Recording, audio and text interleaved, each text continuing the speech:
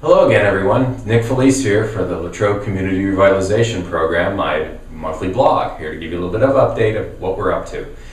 As you can imagine, if you've been reading the papers lately, we've gone bananas. We went public with our listings and our schedules for the month coming up here, and we're really excited about the things that are going to occur on the weekend of August 23rd, 24th, and 25th. I'm going to take a few moments to go through the schedule here, recap that, and certainly any questions you have, you can always give me a call at 724-805-0112. Starts on Friday the 23rd at 11 a.m. with a historical marker dedication. We were able to get that designation, as I mentioned in past blogs and in the newspaper, and we are hoping for a very nice turnout. We've invited the governor and the congressman and state senator, state representative, all those important people, our commissioners, and of course our town fathers to help us celebrate that. The event will take place down in front of the Arts Center, in front of the Quattrini Rafferty building, roughly the 800 block, a little bit to the right of the Hope Center where the old pharmacy had been located. So again, 11 a.m. I'm pretty sure Ice Cream Joe and Dole's Bobby Banana will be there too for all those kids who want to come out and check them out.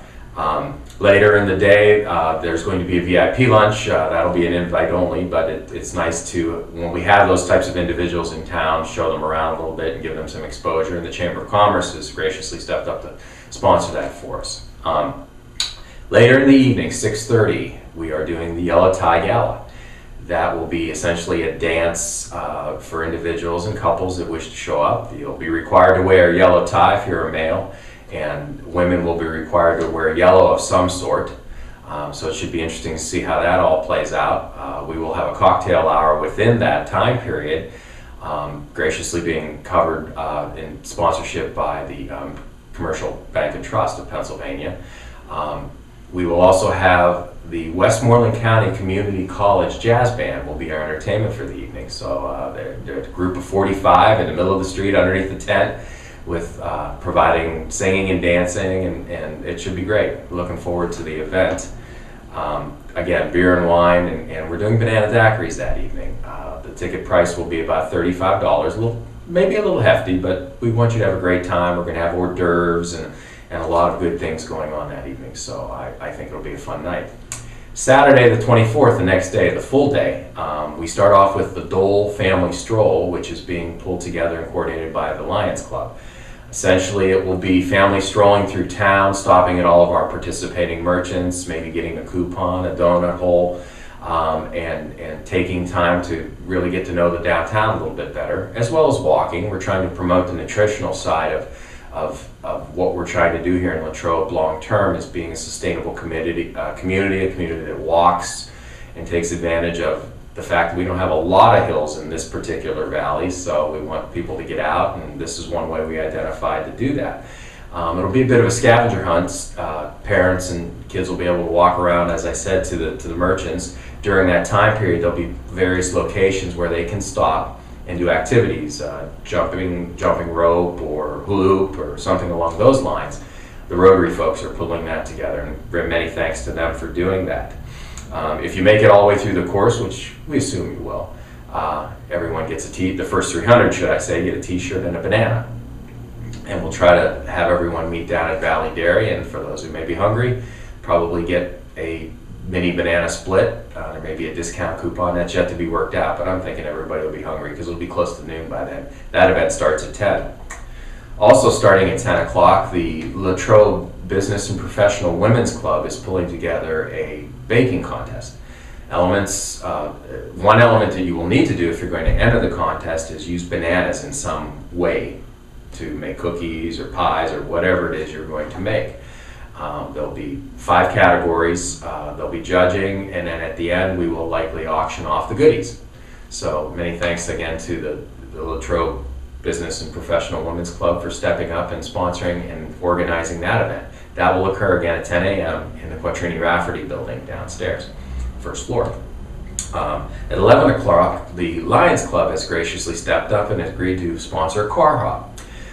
We'll have a lot of classic cars, maybe some antique cars in town. Our goal to put them over on Depot Street primarily between Family Video and Rite Aid. There's a municipal lot there. And our vision for the event is to have a lot of cars as you come down Depot Street going in a westerly direction, southwesterly direction. You look to the right, you'll see maybe 50, 60, 70 classic cars there, not on the street, but off the street, but in the parking lots facing the street. So it should be a really unique situation. We're also having a DJ playing in the background, cruising music, and it should be quite a bit of fun. At noon, our Hope Center partners have pulled together a lot of the nonprofits in the Latrobe area, and they're going to be doing what we're calling a street fair. With all the families being downtown, we wanted to do something in the afternoon that would allow for kids to enjoy the presence and what we have going downtown. So there'll probably be a dunk tank and carnival type games, as well as a petting zoo and pony rides. So if you tie this all together with food in the middle, probably located in the parking lot between the Dollar General and the Westmoreland Federal Building, you'll have just a nucleus location from where probably the dads will want to go over and look at the classic cars, and the moms and the kids will want to go pet the animals. So we think we've tried to pull together a truly family-oriented day. It'll be a lot of fun. Moving forward, starting at 5 o'clock let me step back just for a moment.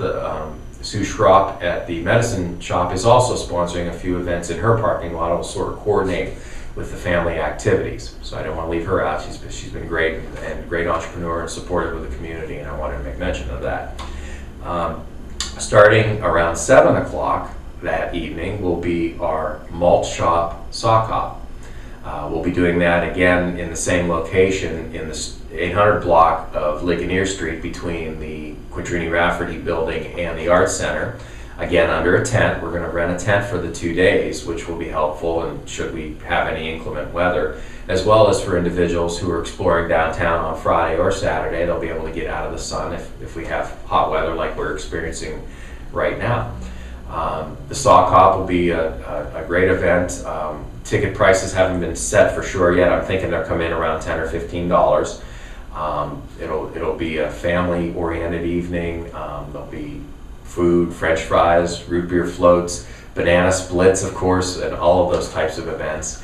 And we anticipate a DJ playing that evening, giving us background music. There'll be some dancing and just a fun time for everyone who wants to do those kinds of things. So that's our schedule of events. If we're able to plug anything else into that, we will certainly let the newspaper know that and get the word out to the community at large.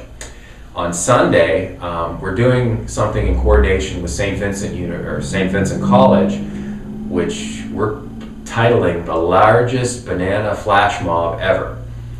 What we're doing is we're having all of the students, or as many that will participate, including the new incoming freshman class, and the public at large gather at Chuck Knoll Field around 4 o'clock on Sunday, August 24th. Everyone who walks onto the field will be issued a banana, and you'll be told to go out, stand in the middle of the field somewhere. After we get everyone together that we can, somebody will blow a horn, and everyone will begin to peel the banana at the same time. We're hopeful to get maybe 1,000, maybe 2,000 people if we can pull it off. So if you're seeing me at this moment, make sure you mark that time down and try and show up at St. Vincent probably about 3:45 on August 25th. It's a Sunday. It's sort of the culmination of what we're trying to do, and be part of the largest banana flash mob ever put together. Dole and their folks have decided they will cover this live and put it right on the internet as it's happening. So yet another bit of notoriety for our town, and something just very neat and a fun idea. Also, after that, the Dole folks working in concert with St. Vincent will be having a banana split bar. So for those of you who show up, be able to take advantage of that, get a cool treat, and say you're a part of history. As you can imagine, all of these events, they take money. And we have solicited the local business community and individuals and have had a decent response. For any who may be watching who have not had an opportunity to help us out with that, I would certainly encourage you to do that. You can call me or email me at revive.latrobe.nickfelice, Nickfelice, latrobe@gmail.com, and I will share a flyer and information on that. We have several different levels of support we requested, and we need help when it comes to pulling these types of events together. To rent a tent is not cheap, especially the 40 by 80 we're contemplating renting. Porta-johns, traffic control, those types of things take money and investment, and granted we'll have a lot of volunteers, for which we're very thankful and glad, but there are monetary things that we need to be cognizant of as we do these types of events. And as always in the past, the community stepped up and they're stepping up again, and I'm very thankful to our partners and everyone who's done so. One other item I'd like to touch upon is, as part of what we're doing to lead into this, we're doing dress up the storefronts, and something that should be in the Latrobe Bulletin probably during the week of July 15th, 16th, is a press release that we've put out. I've worked with my intern, Devin Gross, who's a senior at St. Vincent, and our goal is to get the building owners to grant permission to us and our volunteers to get the building windows, the front windows, first floor, on a lot of the streets in the center of town here, cleaned up. And we might do some painting and stenciling to just create a welcoming effect to the city. I mean, we anticipate having a lot of people visiting throughout the summer. This is something we're not waiting to do that particular weekend.